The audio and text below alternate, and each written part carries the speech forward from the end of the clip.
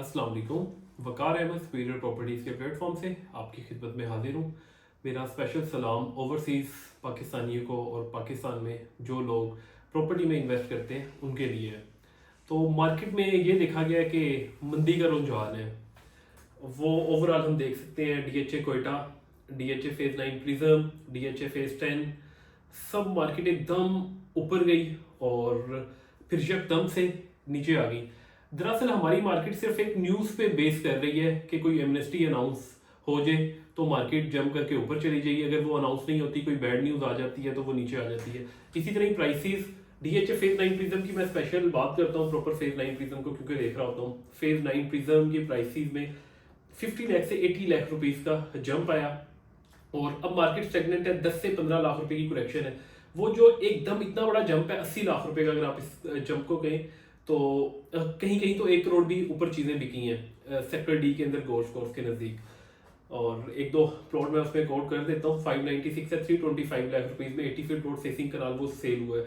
तो वो ऑलमोस्ट 90-95 लाख रुपए महंगा सेल हुआ है विद इन 1.5 मंथ, क्योंकि वहीं मैंने एक प्लॉट सेल किया था 600, तो वो मैंने ऑलमोस्ट सेल किया था 230 तक का।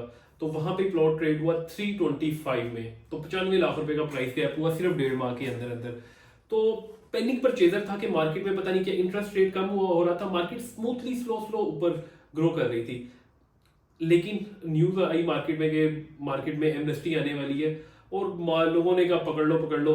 पैनिक परचेजर था, उसने कहा जो भी चीज मिलती है पकड़ लो, लेकिन वही अब पैनिक परचेजर पैनिक सेलर बन गया है। तो ये हमने कैलकुलेट करना है कि हमने कब बाय करना है, कब सेल आउट करना है।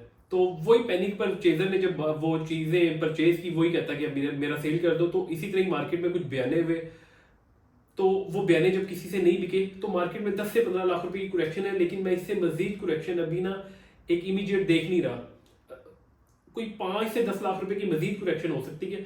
मींस के जो एक पीक प्राइस गई है उससे लेके 10-15 लाख रुपए की करेक्शन हो गई है 10 लाख की ओर के, तो 25 लाख रुपए की टोटल करेक्शन होगी मार्केट में, क्योंकि मार्केट में नेगेटिव कुछ भी नहीं है। DHA फेज 9 प्रिज्म की बात कर रहा हूँ।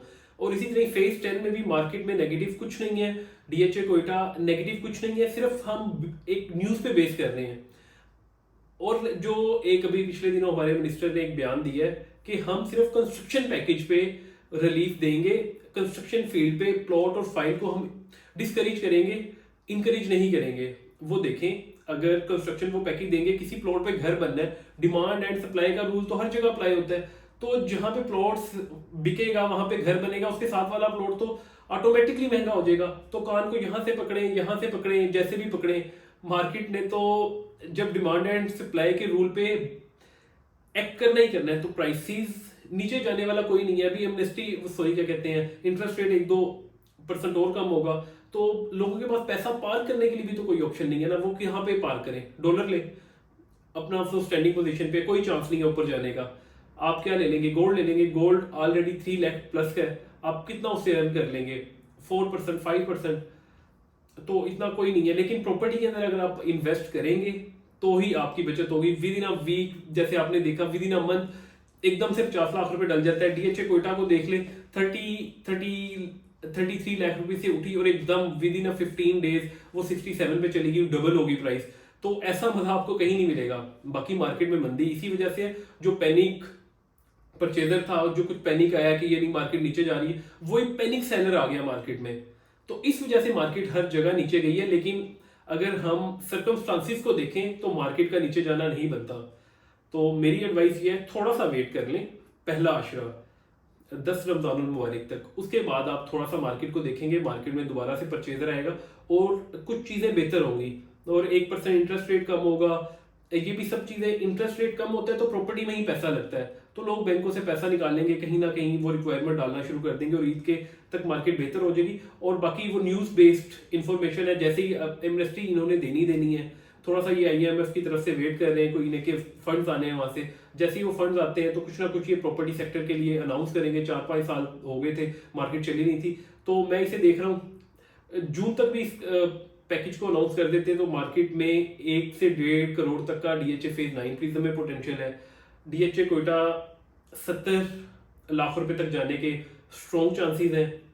और फेज 10 जो 1 कनाल की फाइल है एक 30-35 पे जाएगी। अब दोबारा से एफिडेविट की बात कर रहा हूँ, आपको 1 करोड़ कोई 95 तक का एफिडेविट मिल जाता है, वैल्यूकेशन 88 लाख रुपीज में मिल जाती है।